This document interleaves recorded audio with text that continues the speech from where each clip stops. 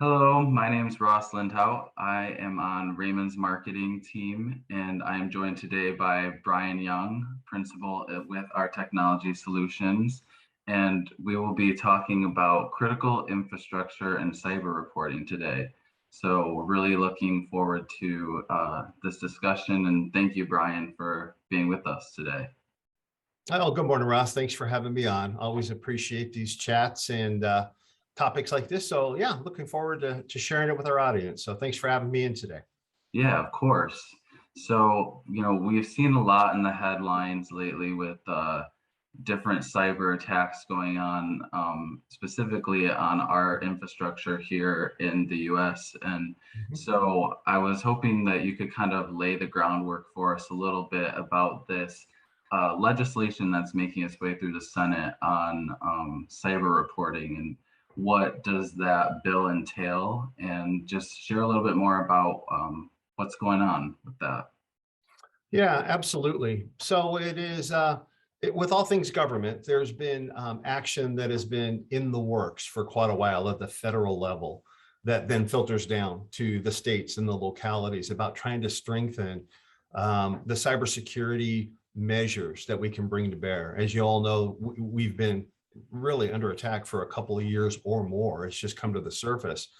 So we finally have some legislature that they're moving forward, again, trying to give us more tools, more funding, more education for what they call critical infrastructure sectors to make them more cyber ready.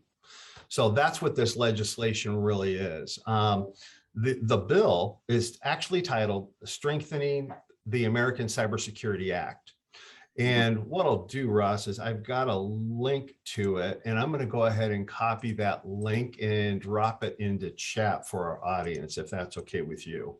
Yeah, of So that course. way, yeah, that way they can do some of their own reading, and they can actually do some additional poking around if they'd like to. Mhm. As far as bills go, it isn't too bad. It's only 200 and some pages. Okay. Laugh out loud, right? So as far as legislature goes, and there is some good stuff in it. So I would encourage everyone, if you want to actually, if you're in one of these sectors and you want to look into it, the bill's out there. And again, the link is right off the hsgacsenate.gov website. Okay, So great. that's what it is. I mean, that's the name of it. Now, where it came from and what it entails, I'm going to sound a little bit like a government official here, but let me just kind of give our audience a little taste of what this is. So it's actually a bipartisan piece of legislature that has been authored by the U.S. Senators Gary Peters and Rob Portman. So Mhm. Gary Peters out of Michigan is actually the chairman of our Homeland Security and Governmental Affairs Committee. The ranking member, his counterpart of that committee, is Rob Portman out of Ohio. So again, it's a bipartisan piece of legislation. It combines language from three other bills that Senator Peters has authored and advanced out of the committee. So those three bills were originally called the Cybersecurity Incident Reporting Act, the Federal Information Security Modernization Act of 2021, and the Federal Secure Cloud Improvement and Jobs Act. So the combined bills, those three with additional bipartisan work between the committee, has now brought forward what is now known as the Strengthening American Cybersecurity Act. So that's what the act is. So how's that for a mouthful first thing Monday morning? So Yeah, yeah.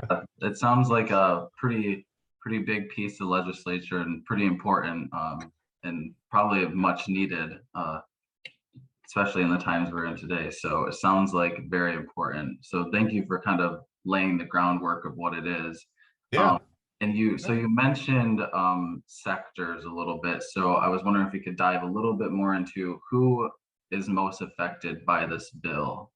What Sure, would those sure. sectors be? Yeah, so the bill has already passed the House and the Senate. So really it's done. It's been approved and it's now on the way to President Biden's desk to be signed into law. So we don't have a date for that yet, but expect it shortly. Again, it should be flying through the process.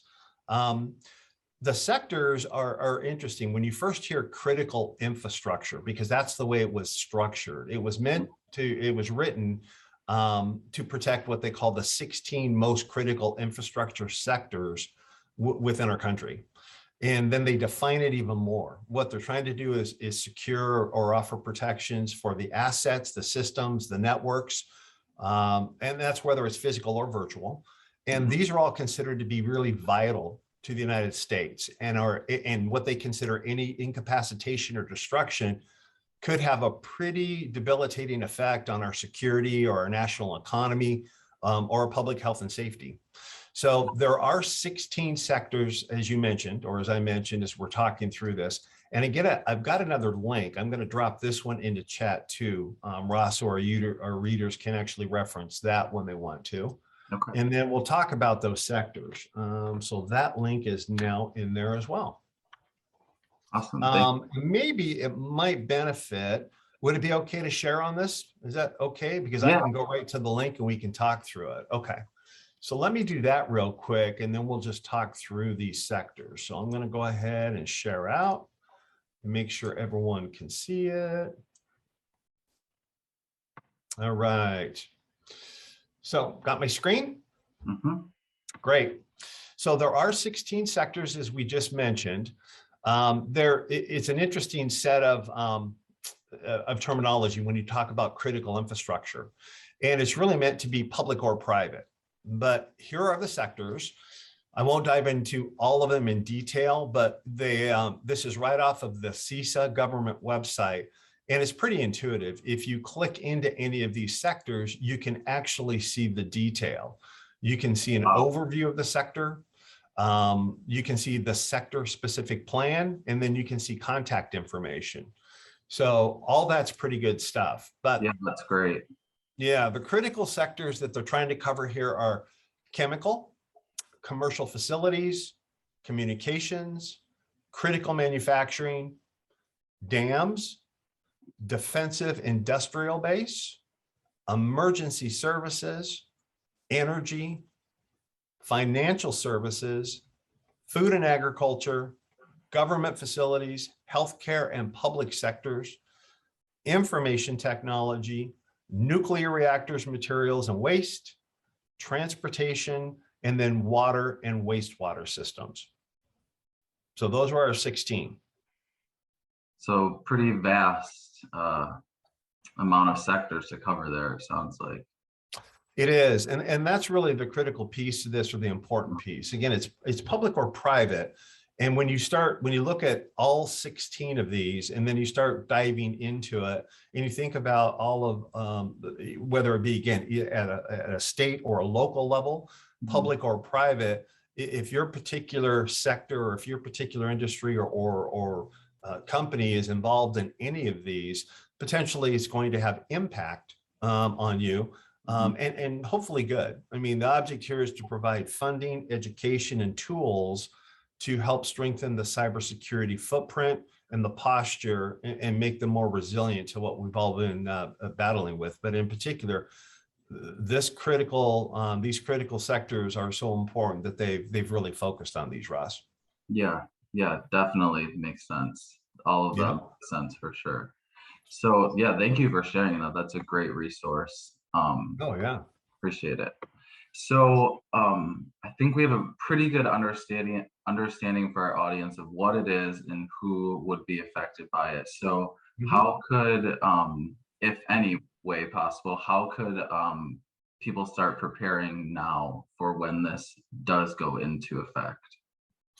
Yeah, so I think the most important thing is awareness first, right? And be prepared for it, because again, it's going to bring tools and resources. There is some overhead that's associated with it, some reporting. So let me dive into that just a little bit. There's not too much, but as of course, with any sort of legislation, there's always a little bit of give and take, right? How do you get access to the tools and the resources? And then what are the requirements for you to do that? So let me start with what some of the big requirements, right? So the object is, once it's signed into law, it's going to require critical infrastructure owners and their operators to report to the Cybersecurity and Infrastructure Security Agency. That's known as CISA. within 72 hours if they're experiencing a substantial cyber attack, or within 24 hours if they actually have reached the point where they make a ransomware payment. Okay. So they really want CISA involved at that point to see if they can help remediate what the status is, and also check on, again, if it's a critical infrastructure sector, what that impact might be and where this potential situation lies. Okay. Additionally, the package also is going to update current federal government cybersecurity laws to improve coordination between our federal agencies and require government to take more of a risk-based approach to cybersecurity. And then it's going to require all civilian agencies to report all cyber attacks to CISA and update the threshold for the agencies to report the incidents to Congress. So they're trying to create some transparency, right? They're trying to create that public-private sort of communication and collaboration so that everyone's aware if these attacks are happening, what the impact is, where we are in that process, and then it allows them to report through on it, and then also bring tools to bear. So that's really the intent of the bill, and what they're trying to get, or what they're trying to get in place is much more of that transparency and collaboration. Yeah. It also provides additional authorities to CISA to ensure that they are the lead federal agency that's always in charge of responding to cybersecurity incidents on federal civilian networks. And finally, I think it authorizes FedRAMP, which is a federal authorization for up to 5 years to ensure federal agencies are able to quickly and securely adopt mostly cloud-based technologies that improve government efficiency. And the goal is to help save taxpayer dollars. So, I mean, that's some of the things you're going to see that come out of this, that both clients or anyone that might be interested in what's going on with this, and they fall into these sectors, things to be looking out for, to be prepared for. Yeah. Thank you. All great information. Yeah, and there's more. I mean, again, that's what I said. If you want to read the actual bill, there's a lot in that. I'm trying to really summarize for audience today. So yeah, no, definitely, and yeah, appreciate it. Like I said earlier, I think this is, we see in the headlines so much, like this topic of cyber attacks. It's happening all the time. yeah. And this is super important. You know I personally, I didn't know about this, so I think it's great that we can share with our audience what is going on, what's being done to make it better, make sure these things aren't happening so often, and when they do, we have a good process for it. So really grateful to have a great resource like you to kind of explain it a little bit more. So appreciate that. Is there Absolutely. anything else that you think would be important for our audience to know, or anything else that you would want to share about this topic? Well, I mean, I mean, you could talk about it forever if you really wanted to deep dive into it. But I mean, again, at the highest level, I think it's really an effort to facilitate coordination, Ross, between DHS, Department of Homeland Security, and then our state and local government agencies in several key kind of areas. The object is to prevent, protect, and respond to future cybersecurity incidents. So it's a framework. Again, it's about collaboration, but more importantly, I think there's now funding behind it and teeth in it when it comes to those critical sectors.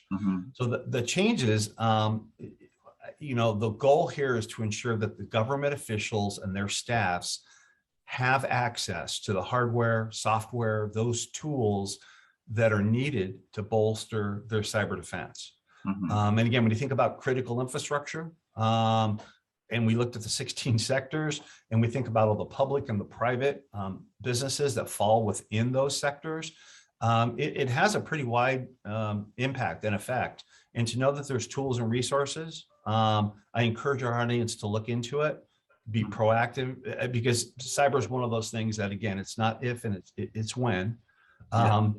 And it's very disruptive. And when you think about our critical infrastructure, it could have a very big impact on not just one business or a community, but a very large sector of our country.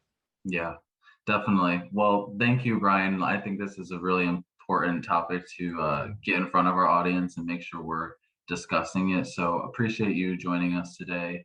And I know that we'll continue to follow this as it evolves, I know you mentioned it's pretty close to going into law already. Yeah. So we will definitely continue to follow this piece of legislature as it evolves. But thank you again so much for joining us today. This was a great conversation. Yeah, thanks for your time. Thanks for having me on it. Appreciate the opportunity to share. So if someone wants to reach out or if they have questions, I know that you guys share out the resources available and even how to reach me if there's more discussion needed or maybe just another session. So thanks for your time, Russ. Yeah, definitely. Thank you. Yep. Have a good day. Bye. Bye-bye.